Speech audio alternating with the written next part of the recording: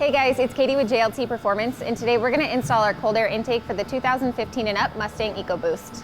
Slide this clamp up so you can remove this hose from the intake tube. Right behind that line is a quick connect fitting. You're just going to want to remove that.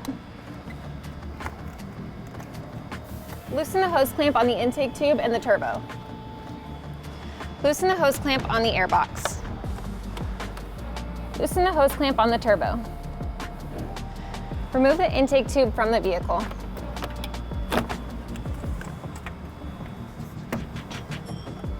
Disconnect the harness from the IAT sensor. Disconnect these two pins from the box and from the frame.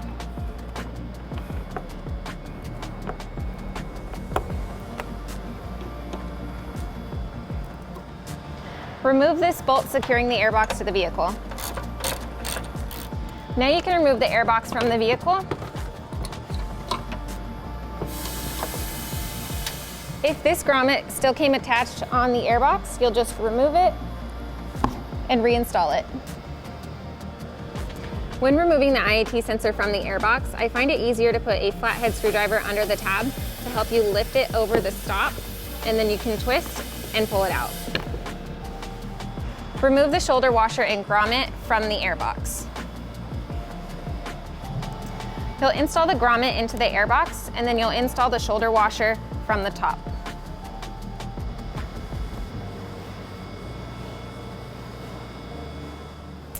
Install the airbox into the vehicle, lining this prong up with the grommet.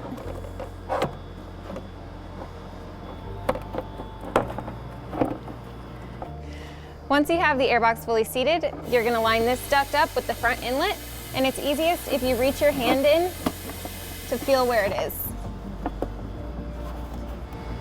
Secure down the airbox using the bolt that you removed earlier.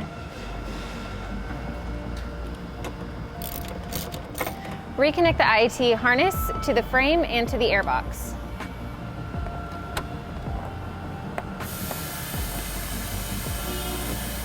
You don't need this grommet when installing the IAT sensor into the intake tube, so we just roll it back so you don't lose it.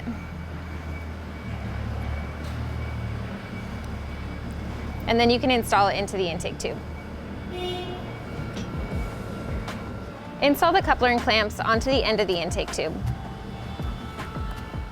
Once you have the coupler fully onto the intake tube, you can tighten down the hose clamp closest to the tube. Install the filter onto the intake tube and then tighten down the clamp.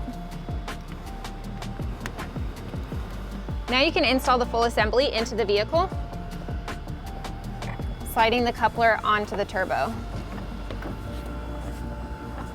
Once you have the coupler fully on the turbo, you can tighten down the back hose clamp. Reconnect this quick connect fitting and this line to the JLT intake tube.